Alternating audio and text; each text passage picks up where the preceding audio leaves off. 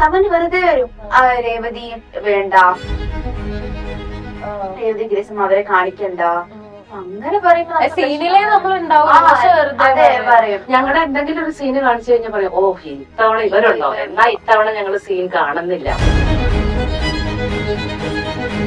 ഞാനൊരു കമന്റ് കണ്ടത് ഭയങ്കര ഓവറായിട്ടാണ് ചെയ്യുന്നത്, ഇങ്ങനെ ഓവറായിട്ട് ചെയ്യരുത്, കുറച്ച് കുറയ്ക്കണം, ഞങ്ങൾ ചാനൽ മാറ്റേണ്ട ഇതൊക്കെ വരുന്നത്. ഇപ്പൊ ഞാൻ ഷോക്ക് ഞാൻ കുറയ്ക്കാം.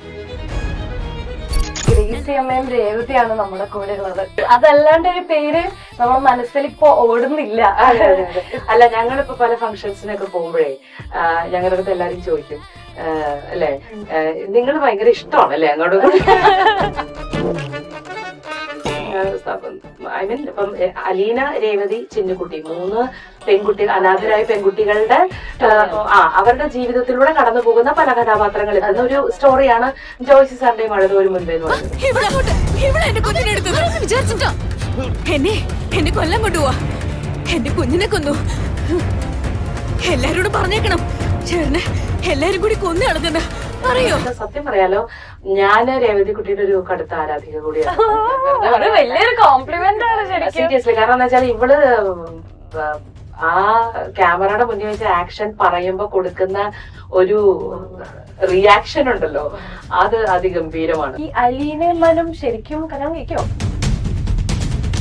അത് നിങ്ങൾ കാത്തിരുന്നത് അത് വൈജയന്റെ സമ്മതിക്കോ? അയ്യോ,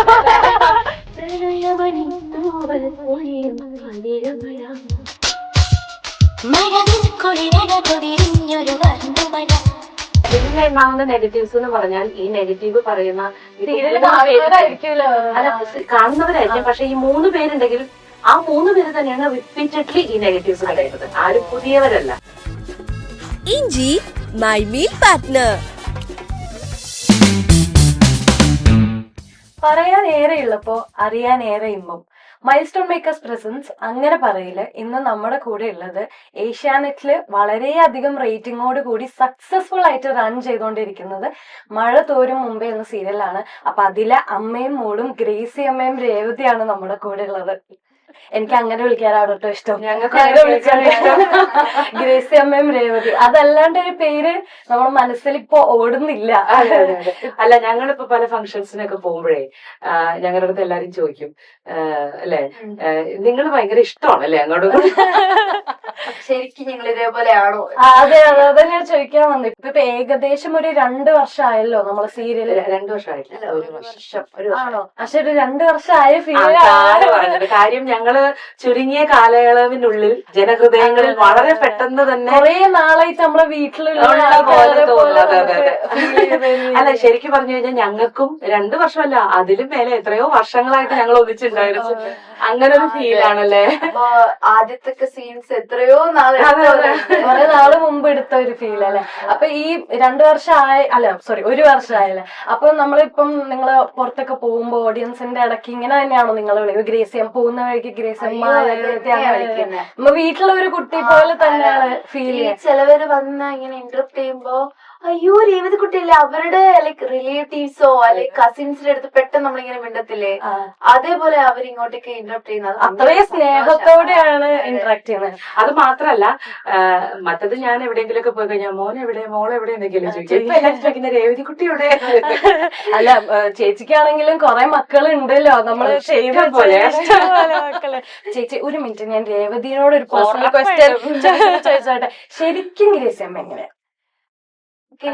അതില് കുറച്ചും കൂടി എന്താ പറയാ, ഇങ്ങനെ പാവായിട്ട് അല്ലെങ്കിൽ മിണ്ടാതിരിക്കുന്ന ഒരു വ്യക്തിയാണ്. പക്ഷെ അങ്ങനെയല്ല, എല്ലാം വായി തോന്നി വിളിച്ചു പറയും, മുഖത്തടിച്ച പോലെ പറയും. അത് കഴിഞ്ഞിട്ട് ഒരു കരച്ചിലായിരിക്കും. ഇവള് നാണം കെടുത്തു മനുഷ്യൻ. പിന്നെ ഞാൻ എന്റെ അച്ഛനും അമ്മയെക്കാൾ കൂടുതൽ ഞാൻ ഭയങ്കര ദേഷ്യപ്പെട്ട് നിൽക്കുന്നൊക്കെ മുത്തശ്ശനോട് മുത്തശ്ശിയിടാം. അവരുടെ അടുത്ത് എങ്ങനെയാണോ അതേപോലെ ക്ലോസ് ആയിട്ട്. അപ്പൊ ശരിക്കും നിങ്ങൾ ഈ ബോണ്ട് എങ്ങനെയാ ആദ്യം കണ്ടപ്പോ തന്നെ നിങ്ങൾക്ക് ഈ ഒരു കണക്ഷൻ അങ്ങ് ബിൽഡ് ആയോ? എന്നെ ഇഷ്ടമല്ലായിരുന്നു.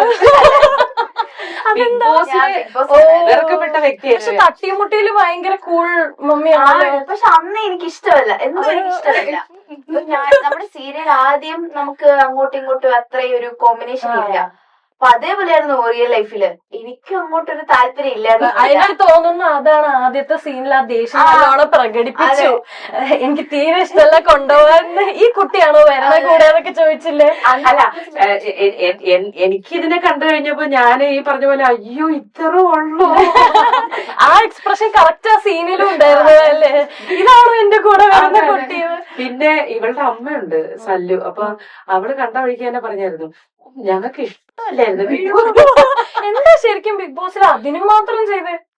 അങ്ങനെയല്ല, ചില ആൾക്കാരെ കാണുമ്പോ തന്നെ ഒരു ഇഷ്ടക്കേട്. പക്ഷെ എനിക്ക് നേരെ തിരിച്ചായിരുന്നു. നമുക്ക് ആളുടെ പോയിന്റ് ഓഫ് വ്യൂ അറിയത്തില്ലല്ലോ. ഞാൻ നോക്കുമ്പോ ഇങ്ങനെ ചുമ്മാ നടന്ന് പ്രശ്നം ഉണ്ടാക്കുക, എല്ലാത്തിനും ഒരമ്മ ക്യാരക്ടർ ആയിരുന്നു ഇതിന്റെ അകത്തല്ലേ. അതെ, അതുകൊണ്ട് എനിക്ക് അങ്ങോട്ട് ഇഷ്ടമല്ലായിരുന്നു. അപ്പൊ ഞാന് മാമിച്ച് ആളോട് മിണ്ടായിരുന്നു. ഗ്രേസമ്മന് അത്രക്ക് ഇല്ലായിരുന്നു. പിന്നെ ഇച്ചിരി മിണ്ടി തുടങ്ങിയപ്പോ മനസ്സിലായത് വീട്ടിലെങ്ങനെയാണോ അതുപോലെയാണ് എന്റെ അടുത്തും. ഷൂട്ടിംഗ് ലൊക്കേഷൻ ഒറിജിനലി ചേച്ചിക്ക് ഒരാളാണോ? രണ്ടു കുട്ടികൾ. അവർക്ക് സത്യം പറഞ്ഞ എന്റെ ഗിറ്റാറും അതെ അതെ അതെ, ഷൂട്ടിങ്ങിൽ എനിക്ക് നമ്മള് സാഗർ ചേട്ടനായിട്ടുള്ള ഒരു ബോണ്ടൊക്കെ നമ്മള് തട്ടിമുട്ടി മുതലേ. സാഗറിന് ഭയങ്കര കുശുമ്പ എന്റെ മോക്കിട്ടാ. സാഗർ ചേട്ടനും കുശുമ്പുണ്ട്, നമ്മളത് ബിഗ് ബോസിൽ കണ്ടായിരുന്നു. അമ്മ വേറെ മിണ്ടുമ്പോഴൊക്കെ അമ്മ അമ്മ എന്നാ വിളിക്കണം എല്ലാരും അല്ലേ. അതൊരു ഇന്നലെയും കൂടെ നമ്മുടെ പുതിയൊരു ചാനലിന്റെ ഇന്റർവ്യൂ ഉണ്ടായിരുന്നു. അപ്പൊ അതിന്റെ ഇന്നലെ അത് ബ്രോഡ്കാസ്റ്റഡ് ആയി. ബ്രോഡ്കാസ്റ്റ് അല്ല, ടെലികാസ്റ്റഡ് ആയി. അപ്പം സാഗർ എനിക്ക് മെസ്സേജ് ഇട്ടുണ്ടായിരുന്നു, അമ്മ പറയുമ്പോ ഭയങ്കര ആധികാരികത, ഭയങ്കര ആധികാരികത ഫീൽ ചെയ്യുന്നുണ്ട്. അപ്പൊ നല്ല രസമായിട്ട് അവൻ എപ്പോഴും അത്തരം എന്റെ വാച്ച് ചെയ്യാറുണ്ട്, അതിനെ കുറിച്ച് അഭിപ്രായങ്ങൾ പറയാറുണ്ട്. അമ്മ എന്നല്ലാതെ ഈ നിമിഷം വരെയും എന്നെ വേറെ വിളിച്ചിട്ടുമില്ല. എനിക്ക് തോന്നുന്നു എല്ലാരും മനുഷ്യ ചേച്ചീനെ അങ്ങനെ തന്നെ ആയിട്ടാണ് കാണുന്നത്, ഒരു ഫാമിലി കാണുന്നത്. അങ്ങനെയാണ് തോന്നുന്നത് അമ്മയായിട്ടാണ്. പക്ഷെ ഞാൻ ഭയങ്കര ചില്ല, ഇവരെല്ലാം കൂടെ എന്റെ ഓക്കെ. അപ്പൊ നമുക്ക് ഈ അമ്മയും മോളും ആയതുകൊണ്ട് തന്നെ നിങ്ങൾ ഒരു കെമിസ്ട്രി ടെസ്റ്റ് ചെയ്യാൻ ഒരു ടാസ്ക് ഉണ്ട്. അതിൽ പോകുന്നതിന് മുന്നേ ചെറുതായിട്ട് എനിക്ക് മനീഷ, എന്റെ ഒരു പേഴ്സണൽ ആഗ്രഹമാണ്, എനിക്ക് മനീഷ ചേച്ചിയുടെ പാട്ടുകൾ എന്ന് പറഞ്ഞ ഭയങ്കര, എനിക്ക് ആ വോയിസ് ടച്ചോട്ട് കണ്ണ് കിട്ടാണ്ടിരിക്കട്ടെ, അത്രയും എനിക്ക് സത്യമായിട്ട് എനിക്ക് തോന്നുന്നു ജാനകി അമ്മയുടെ ടച്ച് ആരെയും പറഞ്ഞിട്ടുണ്ടോ? ആക്ച്വലി എന്റെ വോയിസ് ശരിക്കും എന്റെ ഒറിജിനൽ വോയിസ് ചിത്ര ചേച്ചിക്ക് സാമ്യമാണെന്നാണ് പലരും പറയാറ്. അത് പണ്ട് മുതലേ അതെനിക്കൊരു കുറച്ച് ബാരിയറുമാണ്. കാരണം എന്താ വെച്ചാല് സ്വന്തം ശബ്ദത്തിൽ പാടിക്കൂടെ എന്ന് ചോദിക്കുന്നവരുണ്ട്. ആക്ച്വലി സ്വന്തം ശബ്ദമാണ് ചിത്ര ചേച്ചിക്ക് സിമിലാരിറ്റി ഉള്ളത് ഞാൻ പ്രൗഡായിട്ടാണ്. അത് ചിത്ര ചേച്ചിയുടെ മാത്രമല്ല കേട്ടോ, സുജാത ചേച്ചിയുടെയും ചിത്ര ചേച്ചിയുടെയും ഒരു ബ്ലെൻഡ് ചെയ്തിട്ടുള്ള ഒരു വോയിസ് ആണ് എന്റെ. പക്ഷെ ഞാൻ ജാനകി അമ്മേനെ അനുകരിക്കാൻ ശ്രമിക്കും. എനിക്ക് ചില പാട്ടുകൾ കേൾക്കുമ്പോ ശരിക്കും ജാനകി അമ്മയുടെ ഒരു, ഞാൻ ജാനകി അമ്മേനെ മിമിക് ചെയ്യാൻ ശ്രമിക്കുന്ന ഒരാളാണ്. അപ്പൊ എനിക്ക് ഇപ്പൊ നമ്മുടെ സീരിയല് മഴ തോരും മുമ്പേ ആണല്ലോ, മഴ വെച്ചിട്ടൊരു പാട്ട് അങ്ങോട്ട് ഞങ്ങക്ക് വേണ്ടിട്ട് പാടി തന്നാൽ. അതും ജാനകി അമ്മയുടെ എന്ന് പറയുമ്പോ മഴ ഏതല്ലേ, ജാനകി അമ്മയുടെയോ അല്ലെങ്കിൽ കുഴപ്പമില്ല, ഞാൻ പറഞ്ഞത് എനിക്ക് ആ ടോൺ സിമിലർ ആയിട്ട് ഫീൽ ചെയ്തു. അങ്ങനെയാണെങ്കിൽ സുജാത ചേച്ചിയുടെ ഒരു, ഓ എന്റെ തൊണ്ട അടഞ്ഞിരിക്കട്ടോ, അതും കൂടി ഞാൻ പറയാം. ഈ ചൂടും തലനീരും, ഞാൻ ഭയങ്കര സ്വെറ്റി ടൈപ്പാണ്, അത് ചോദിച്ചു നോക്ക്. അതായത് ഈ അസിസ്റ്റന്റ് മേക്കപ്പ് ആർട്ടിസ്റ്റുകൾക്ക് ഞാനുണ്ടെന്ന് പറഞ്ഞാൽ അവർക്ക് ടെൻഷനാണ്. അതായത് ഇത് പിടിച്ചോണ്ട് ഇങ്ങനെ നിൽക്കേണ്ടി വരും. എവിടെ പോയാലും ഇതുപോലെ ഒരു ക്ലോത്ത് എന്റെ കയ്യിലുണ്ടാവും. പ്രണയമണി തൂവൽ പൊഴിയും പവിഴമഴ, മഴവിൽ കുളിരഴകു വിരിഞ്ഞൊരു വർണ്ണമഴ, തോരാത്ത മോഹമീ മഴ, ഗന്ധർവഗാനമീ മഴ, തോരാത്ത മോഹമീ മഴ, ഗന്ധർവഗാനമീ മഴ, ആദ്യാനുരാഗരാമഴ.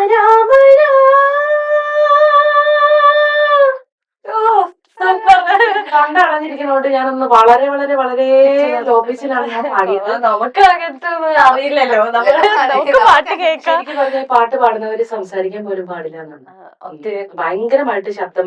പക്ഷെ എന്നെ സംബന്ധിച്ച് പറ്റില്ലത്.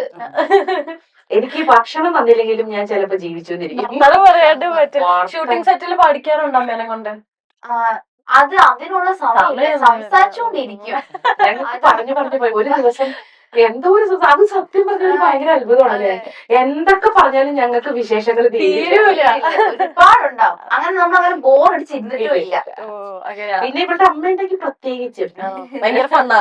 അയ്യോ അപ്പൊ ശരിക്കുള്ള അമ്മേനെയാണെങ്കിൽ അമ്മേനോട് കൂടുതൽ ഇഷ്ടം. അത് അത് പറയാൻ പറ്റുമോ? അത് പിന്നെ കാരണം എന്ന് വെച്ചാൽ അതും കൂടി ഞാൻ പറയാം. നമ്മൾ പലപ്പോഴും പല സെറ്റുകളിലും മക്കളെയും കൊണ്ട് അമ്മമാര് നമ്മൾ ഭരണം കണ്ടിട്ടുണ്ട്. പക്ഷെ സല്ലു ഭയങ്കരമായിട്ട് എനിക്ക് ഭയങ്കര ഇഷ്ടമാണ്. കാരണം അത് പ്രത്യേകിച്ച് എടുത്ത് പറയേണ്ട ഒരു കാര്യമാണ്. അപ്പൊ ഞാൻ എന്റെ മകളെ കൊണ്ടുപോകുമ്പോഴും നമ്മളൊക്കെ ശ്രദ്ധിക്കേണ്ട പല കാര്യങ്ങളുണ്ട്. നമ്മള് ഓരോരുത്തരോടും എങ്ങനെ ബിഹേവ് ചെയ്യണത് നമ്മൾ കണ്ടാണ് മക്കള് പഠിക്കുന്നത്. അപ്പൊ അത് ശരിക്കും പറഞ്ഞു കഴിഞ്ഞാൽ ആ ഒരു ക്വാളിറ്റി കിട്ടിയിട്ടുണ്ട്. ക്വാളിറ്റി കീപ്പ് ചെയ്ത് എല്ലാ അർത്ഥത്തിലും മകളെ സംരക്ഷിച്ചുകൊണ്ട് തന്നെയാണ് ആശാത്തി പോകുന്നത്. എപ്പോഴും സെറ്റിൽ വന്ന് ഇങ്ങനെ നോക്കി നിൽക്കൊന്നും ഇല്ലെങ്കിൽ കൂടിയും അവൾക്കറിയാം എവിടെയായിരിക്കും മകള്. സേഫ്റ്റി എപ്പോഴും സേഫ്റ്റി മാത്രമല്ല പല കാര്യങ്ങളും ഇപ്പൊ ഡ്രസ്സിങ്ങിന്റെ കാര്യങ്ങളിലാണെങ്കിലും ബിഹേവ് ചെയ്യുന്നതിന്റെ കാര്യങ്ങളിലാണെങ്കിലും നമ്മുടെ പോസ്റ്റേഴ്സിന് എല്ലാം പറഞ്ഞു കൊടുക്കുന്ന ഒരു അമ്മയാണല്ലേ. അപ്പം തൽക്കാലം നമുക്ക് അല്ല സല്ലുവിനെ മാത്രം പറഞ്ഞിട്ട് കാര്യമില്ല, അച്ഛനെയും കൂടി പറയണം. കെസിയുടെ ഫാദർ ഇവിടെയല്ല, പുറത്താണ്. പക്ഷെ ഇത്രയും പ്രോത്സാഹിപ്പിക്കുന്ന, അതായത് മകളെ സ്ക്രീനിൽ കാണാൻ ഇത്ര എല്ലാ അച്ഛനമ്മമാർക്കും ആഗ്രഹമുണ്ടാവും. പക്ഷെ കെച്ചുവിന്റെ ഫാദർ കുറച്ച് മുൻപന്തിയിലാണെന്ന് എനിക്ക് തോന്നുന്നു. കാരണം ഇവൾക്ക് വേണ്ടിയിട്ട് റീൽസ് ഉണ്ടാക്കി എന്നെ വരെ ടാഗ് ചെയ്തിടാറ്. എന്നോട് ആദ്യം ചോദിച്ചു ഓക്കെ. അപ്പൊ നമുക്ക് തൽക്കാലം ഇപ്പൊ ഈ ഗ്രേസ് അമ്മേനെ രേവതിനെ വെച്ചിട്ട് നമുക്ക് ആ ടാസ്ക് അങ്ങോട്ട് നടത്താം അല്ലോ. അപ്പൊ ഇത്രയും ബോണ്ട് ഉണ്ട് എന്ന് പറഞ്ഞ സ്ഥിതിക്ക് നമ്മളൊന്ന് ടെസ്റ്റ് ചെയ്യണമല്ലോ, കുറച്ചായില്ലേ. അപ്പം ഞാൻ ചോദിക്കുന്ന ക്വസ്റ്റ്യൻസിന് നിങ്ങളേതായ ആൻസർ എഴുതാ. ആ പൊരുത്തം ഒന്ന് നമുക്ക് നോക്കാം. ഓക്കെ. തലപ്പതി ഇതാണോ? എന്താ തലപ്പതിയാണോ? മറ്റേ ടെലിപ്പതി പോലെ അല്ല. ഇങ്ങനെ എത്ര നിങ്ങൾക്ക് അങ്ങോട്ടും ഇങ്ങോട്ടും how well do you know each other എന്നറിയാൻ വേണ്ടിട്ട് ആ മരപ്പൊരുത്തം എന്തായാലും. Okay. So first question, Manisha ചേച്ചീനെ ഹാപ്പി ആക്കാൻ എന്താ ചെയ്യണ്ടേ? അത് രേവതി എഴുതണം. റിയൽ ലൈഫിലെ മനീഷ് ചേച്ചി കേട്ടോ, ഗ്രേസ് എമ്മേനെ അല്ല. മനീഷ് ചേച്ചീനെ ഹാപ്പി ആക്കണമെങ്കിൽ എന്താ, അത് മനീഷ് ചേച്ചി എഴുതിക്കോ. മനീഷ് ചേച്ചിക്ക് എന്ത് ചെയ്താലും ഹാപ്പി ആവണം സ്വന്തമായിട്ട്. ക്ലൂ കൊടുക്കരുത്, ക്ലൂ കൊടുക്കരുത്, എഴുതിക്കോ. ആ പറഞ്ഞാ മതി. മതി. ഭയങ്കര ആലോചിച്ചിരുന്ന് എഴുതി പിടിപ്പിക്കുന്നുണ്ട്. എന്തൊക്കെയാണോ അയ്യോ കൊറേ ഉണ്ട്. അത്ര നന്നായിട്ട് അറിയാം. പറഞ്ഞു. ഞാൻ പറയട്ടെ.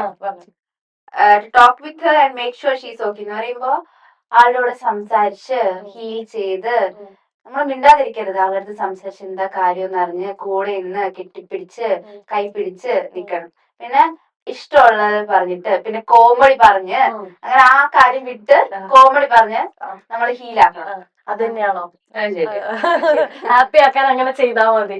അത് മാത്രല്ല, എനിക്ക് പല വിഷമ ഘട്ടങ്ങൾ ആ സമയത്തൊക്കെ അങ്ങനെ ഉണ്ടാകുന്ന സമയത്ത് ഭയങ്കരമായിട്ട് ഈ പറഞ്ഞ പോലെ നമ്മുടെ അടുത്ത് വന്ന് സംസാരിക്കുകയും, അത് കെസിയെ മാത്രമല്ല കേട്ടോ, അത് സല്ലു ആണെങ്കിലും അങ്ങനെ തന്നെയാണ്. നമ്മുടെ അടുത്ത് വന്ന് സംസാരിച്ച് നമുക്ക് തരുന്നൊരു സപ്പോർട്ട് ഉണ്ടല്ലോ. നമുക്ക് പലപ്പോഴും ഒരു മനുഷ്യന്റെ ഒരു പ്രശ്നം എന്താന്ന് വെച്ചാൽ നമ്മളെ കേൾക്കാൻ ആരും ഇല്ല എന്നുള്ളതാണ് ഏറ്റവും വലിയൊരു പ്രശ്നം. അല്ലാതെ നമുക്ക് കുറെ പൈസ തരുന്നതോ അല്ലെങ്കിൽ കുറെ എന്താ പറയാ വസ്തുക്കൾ തരുന്നൊന്നുമല്ല. നമ്മളെ സപ്പോർട്ട് ചെയ്യാൻ അല്ലെങ്കിൽ നമ്മളെ കേൾക്കാൻ, അറ്റ്ലീസ്റ്റ് ഉപകാരം ചെയ്തില്ലെങ്കിൽ ഉപദ്രവം ചെയ്യാണ്ടിരിക്കുക എന്നുള്ളത്. അപ്പൊ കേൾക്കാൻ ഒരാളുണ്ടാവുക ഭയങ്കര വലിയാണ്. അപ്പൊ കേൾക്കുക മാത്രമല്ല അതിന് നമുക്ക് നല്ല ആശ്വാസകരമായിട്ടുള്ള വാക്കുകൾ തരാനൊക്കെ. അത് ഒരുപാട് ഇവര് രണ്ടുപേരും ദൈവത്തിനോട് അടുത്ത രണ്ടാൾക്കാരാണ്. ഭയങ്കരമായിട്ട് ദൈവഭക്തിയും ഭയവും ഒക്കെ ഉള്ള ആൾക്കാരാണ്. അപ്പൊ അതുകൊണ്ട് അങ്ങനെ സംസാരിക്കാൻ അറിയാവുന്ന രണ്ടുപേരാണ്. അപ്പൊ അതൊരു ആശ്വാസം, അങ്ങനെ ഹാപ്പി ആക്കാൻ പറ്റും അല്ലേ? ഓക്കെ. അമ്മക്ക് കഴിക്കാൻ ഏറ്റവും ഇഷ്ടപ്പെട്ട ഫുഡ്? അയ്യോ അറിഞ്ഞോണമെന്നില്ല. ആണോ? കാരണം ഞാൻ എല്ലാം കഴിക്കും. എന്നാലും ഇങ്ങനെ ഇടയ്ക്ക് സെറ്റ് കഴിക്കുമ്പോ എനിക്ക് അത് കഴിക്കാൻ തോന്നുന്നു അന്നിങ്ങനെ ഇടയ്ക്ക് പറയുന്നുണ്ടെങ്കിൽ അത് എന്തായിരിക്കും? ഇന്ന് പോയിട്ട് മധുരം ആ സ്വീറ്റ് നേരത്തെ പറഞ്ഞ പോലെ എനിക്കും അതെന്റെ ആൻസർ. അല്ലേ? ഞാൻ ഓക്കെ. കൂട്ടത്തിൽ ഇപ്പൊ ഇമോഷണൽ സീൻസ് ചെയ്യുമ്പോ ഇങ്ങനെ ചിരിച്ച് കൊളാക്കി കൊറേ റീടേക്ക് പോകുന്ന ആരായിരിക്കും? അമ്മയോ? അതേ ടിഷ്യൂ എടുത്ത് ആണ്. ഞാൻ ചിരിക്കാതിരിക്കും. എനിക്ക് എന്റെ മുഖത്ത് ഇടും. ഞാൻ ചിരിക്കാതിരിക്കും. എനിക്ക് അത് അംഗീകരിക്കുന്നുണ്ട്. അത് അംഗീകരിക്കും. അല്ല എന്താ അറിയോ, എനിക്ക് ഞാൻ എന്തെങ്കിലും കോമഡി കാണാൻ ശ്രമിക്കുന്ന ഒരാളാണ്. അപ്പൊ എനിക്ക് പെട്ടെന്ന് ആരെങ്കിലും എന്തെങ്കിലുമൊക്കെ ചെയ്യണം. ഇപ്പൊ ഇന്നലെ തന്നെ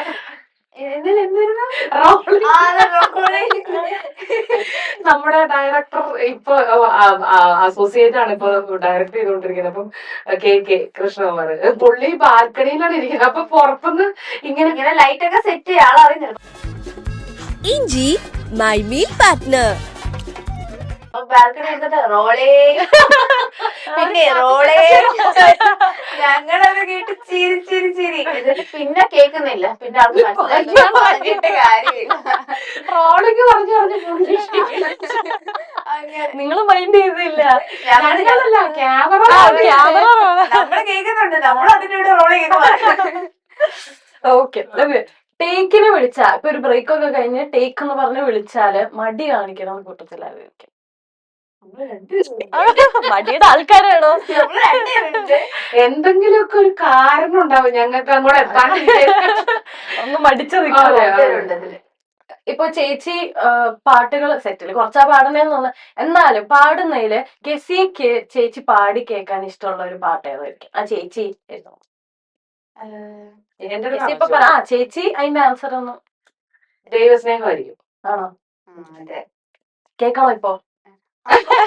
അതൊന്ന് പാടിക്കോ. അത് കേട്ട് കേട്ട് പഠിച്ചു. അല്ല എപ്പോഴും പാടും. പാട്ട് ഇപ്പൊ പുതിയതായിട്ട് അറിയില്ല വന്നിങ്ങനെ പരിണാമശേഷി ഒരു പാട്ട് പാടും. സ്നേഹം.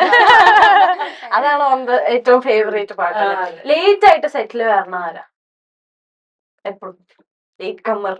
അങ്ങനെ ഒരു ചീത്ത പേര് ആർക്കെങ്കിലും ഉണ്ടോ? എഴുതണോ? ആ എഴുതിക്കോ. രണ്ടുപേരെ ആൻസർ ഒന്നാന്ന് നോക്കാം. അത് പക്ഷേ എടോ എന്റെ പേന തെളിയില്ലല്ലോ. അയ്യോ എന്റെ പേര് വേറെ തന്നെയല്ലേട്ടാ.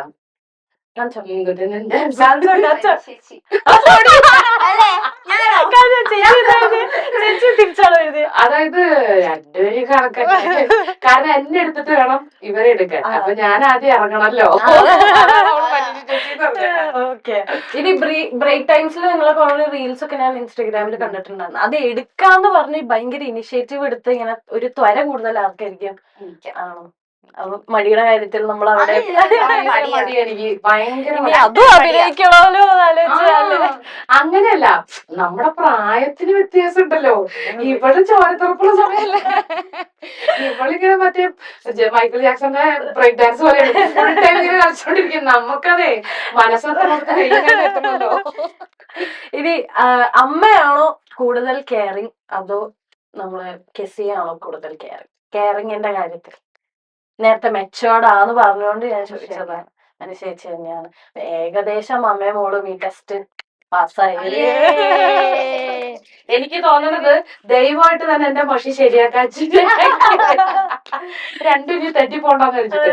പക്ഷെ ഏകദേശം നിങ്ങൾ തമ്മിൽ ഒരു അണ്ടർസ്റ്റാൻഡിങ് ഉണ്ട്. ആ ഒരു അമ്മയും മോളും എന്നുള്ള ഒരു എനിക്ക് ഇടയ്ക്ക് സീനിനിടയ്ക്ക് ഞാന് ചെയ്തോണ്ടിരുന്ന സമയത്ത് തലയിറങ്ങി. അത് എക്സാം ടൈമൊക്കെ സ്ട്രെസ്സായി. അങ്ങനെ ഞാൻ തലയിറങ്ങി വീണു. അന്ന് എന്റെ മനീഷന്റെ ആണ് കയ്യിലിപ്പോ ഇങ്ങനെ ഉണ്ട്. മനീഷന്റെ കൈ തന്നെയായിരുന്നു ഹോസ്പിറ്റലിൽ പോകുന്ന. എല്ലാവർക്കും മനീഷ് ചേച്ചിനെ പറ്റിയിട്ട് അങ്ങനെ എന്തെങ്കിലും ഒരു ഇൻസിഡന്റ് എന്നെ സംബന്ധിച്ച് പറഞ്ഞാൽ എനിക്ക് എല്ലാ മക്കളും, അതായത് പിള്ളേരെന്ന് പറയുമ്പോ എനിക്ക് എന്റെ മോളുടെയും മോന്റെയും ചായ തന്നെയാണ് എനിക്ക് തോന്നുന്നത്. ഇപ്പൊ എല്ലാ അമ്മമാർക്കും അങ്ങനെയാണ്. ഇപ്പൊ അതേ കണ്ടില്ലേ, ഇപ്പൊ ഈ അടുത്ത് നടന്ന കണ്ടില്ലേ ഒരു ബോട്ടപകടത്തില് സ്വന്തം ജീവൻ പണയം വെച്ച് മകനെ. അതാണ് അമ്മയുടെ മനസ്സ് എന്ന് പറയുന്നത്. അമ്മയുടെ ജീവൻ പണയം വെച്ച് മക്കളെ രക്ഷിക്കാനേ നോക്കാറുള്ളൂ. അതിപ്പോ എന്റെ കുഞ്ഞ് എന്നില്ല, എല്ലാ അമ്മമാരുടെ. ഇപ്പൊ സല്ലൂന് ഇപ്പൊ എന്റെ മോനും മോളും എന്ന് പറഞ്ഞാൽ അത്രയും പ്രിയപ്പെട്ടതാണ്. അതുപോലെ തന്നെയാണ് സോണിയ, എന്റെ ഏറ്റവും ക്ലോസ് ഫ്രണ്ട് സോണിയ. അവളുടെ മക്കളെ പോലെ തന്നെയാണ് എന്റെ മക്കൾ. എന്ന് പറഞ്ഞ പോലെ ഞങ്ങൾക്ക് എല്ലാവർക്കും ഇപ്പൊ മഞ്ജു പിള്ളയ്ക്കാണെങ്കിലും മഞ്ജുവിന്റെ മക്കളെ പോലെ രശ്മി ബോബൻ, അവരൊക്കെ നമ്മുടെ ക്ലോസ് ഫ്രണ്ട്സ് ആണ്. അപ്പൊ നമുക്ക് മക്കള് എന്ന് പറയുമ്പോ എന്റെ വാവയുടെ മുഖം തന്നെയാണ് എനിക്ക് ചേച്ചിനെ കാണുമ്പോൾ തോന്നുക. അപ്പൊ അതുകൊണ്ട് എല്ലാ അമ്മമാരങ്ങനെയാണ്.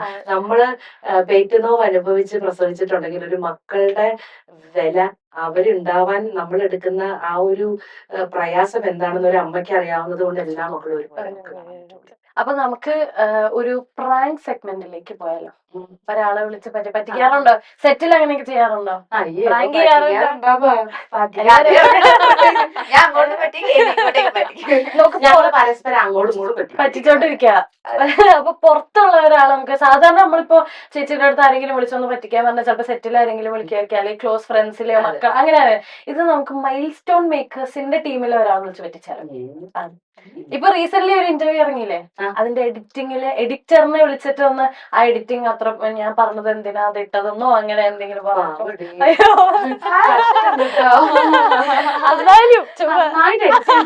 എന്നാലും വേറെ ഏതെങ്കിലും ഒരു ഇൻസിഡന്റ് എടുത്ത് നീ എന്തിനാ ഞാനാ പറഞ്ഞത് ഇട്ടത്, ഞാൻ ഇടാൻ അന്നൊന്ന് വിളിച്ചോ.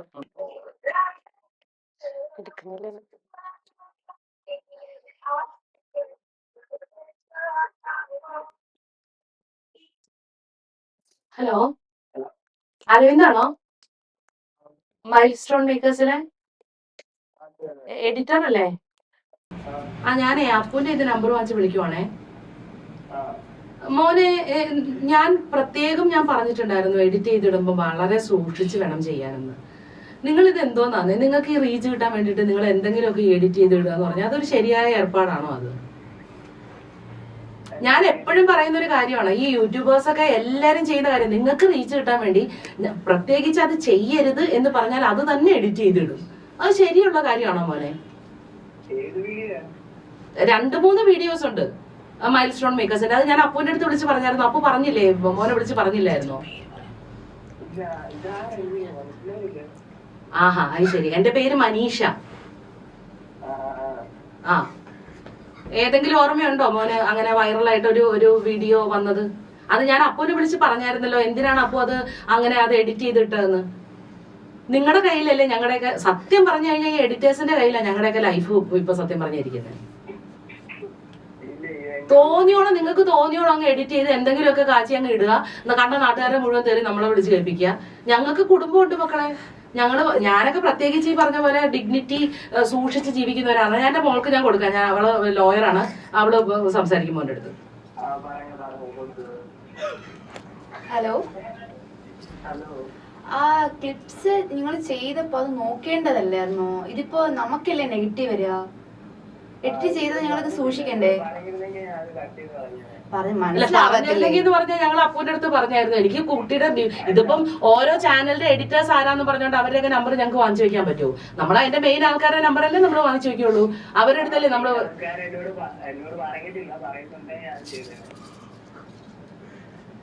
സാരമില്ലടാ മോനെ, നീ ഇനി ഇത് തന്നെ തുടർന്ന് പൊക്കോണേ കേട്ടോ.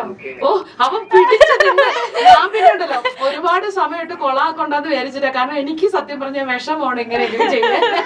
എന്താണ് കൂടെ പറഞ്ഞത്? അതെ, നമ്മളിവിടെ ഒരു പ്രാങ്ക് കോൾ ചെയ്തതാണ്. മഴതോരും മുൻപേലെ ഗ്രേസ് അമ്മയും രേവതി ഇരുന്ന് ഇന്റർവ്യൂ കഴിഞ്ഞപ്പോ അപ്പു തന്നെയാണ് നിനക്ക്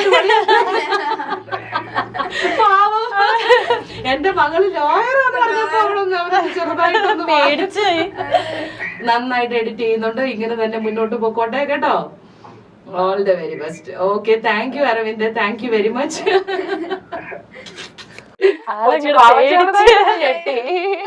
എന്നാലും പിടിച്ചു നിന്നു കേട്ടോ, പിടിച്ചു നിന്നു.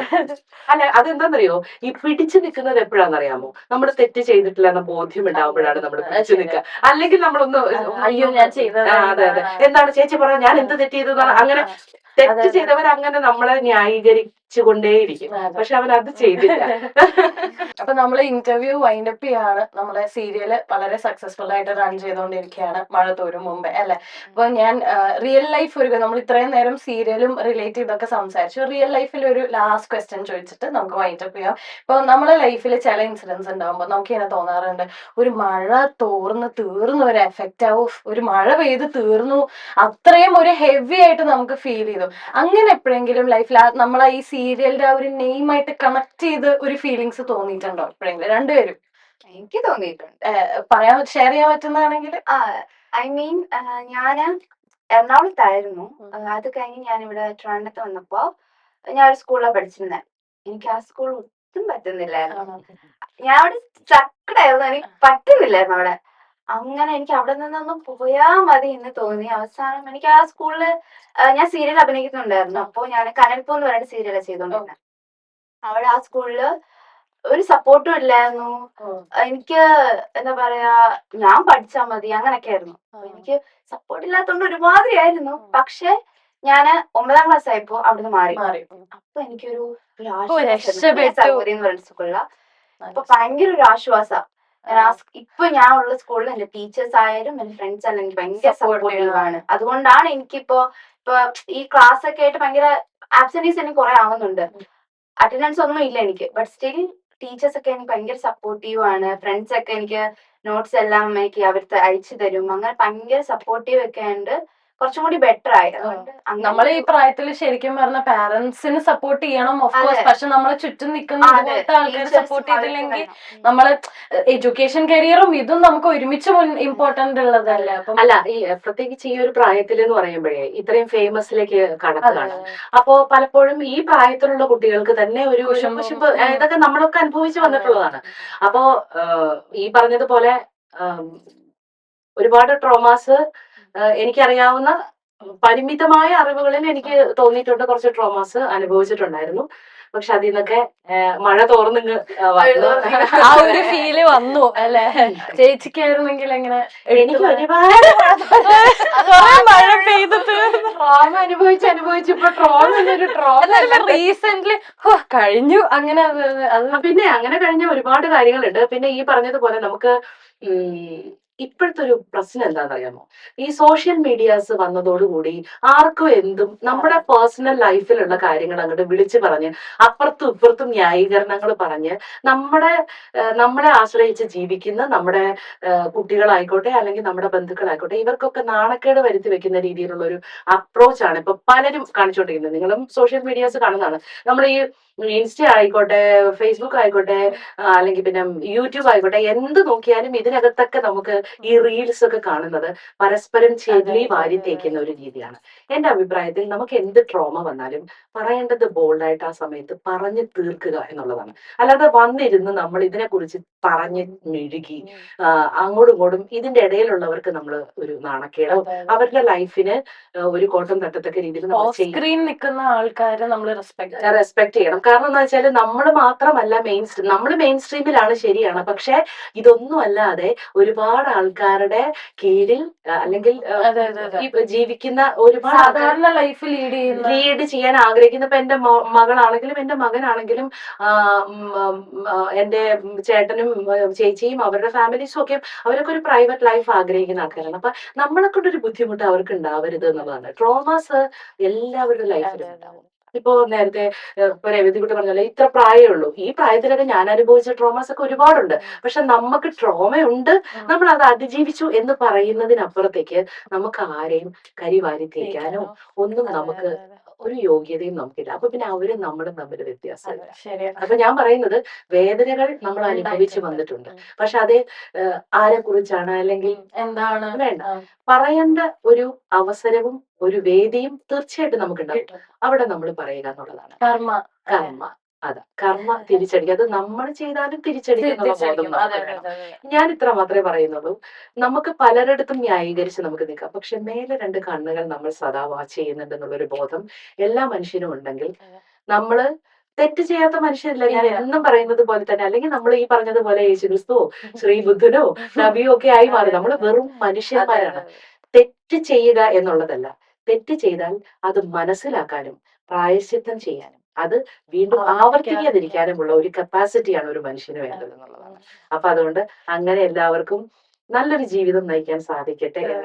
Thank you for coming. നല്ല കുറെ നേരം നമ്മളൊരു ഇന്റർവ്യൂ പോലെ ഫീൽ ചെയ്തില്ല. സീരിയലിന് ശേഷം ഇങ്ങനെ വെറുതെ ഇരുന്ന് പറയുന്ന പോലെ ഫീൽ ചെയ്തു. എനിക്ക് എന്തായാലും നിങ്ങളെ രണ്ടുപേരെയും കാണാൻ പറ്റിയതില് ഭയങ്കര സന്തോഷം. എനിക്ക് ഭയങ്കര സന്തോഷം. കാരണം വെച്ചാൽ ഞങ്ങൾക്ക് രണ്ടുപേർക്കും ഇങ്ങനെ ഒരു ഇന്റർവ്യൂ കുറെ കാലമായിട്ട് നമ്മൾ പ്ലാൻ ചെയ്യും. ഈ മഴ തോരും മുൻപേ എന്ന് പറയുന്ന ഒരു സീരിയൽ തുടങ്ങി അന്ന് മുതൽ നമ്മൾ ഒരുപാട് പേര് നമ്മളങ്ങനെ വിളിക്കാറുണ്ട്. അത് ഞങ്ങൾ മാമച്ചനെയും കൂട്ടിയിരുത്തി ഞങ്ങൾ 3 പേരും ചെയ്യണം. പക്ഷെ മാമച്ചനെ ഈ അടുത്ത കാലത്തേക്ക് കിട്ടൂലെന്ന് ഞങ്ങൾക്ക് മനസ്സിലായത്. ഞങ്ങൾ വിചാരിച്ചു എന്നാ പിന്നെ ഞങ്ങൾ തന്നെ ഒരു മൂവ് ചെയ്യാന്ന് വിചാരിച്ചിട്ട്. ഓക്കെ, അപ്പം എന്തായാലും നമുക്ക് ഇനിയും എവിടെയെങ്കിലൊക്കെ വെച്ചിട്ട് അല്ലെങ്കിൽ ഇന്റർവ്യൂസ് ആയിട്ട് തന്നെ ഇനിയും I'm looking forward to see you. Thank you so much.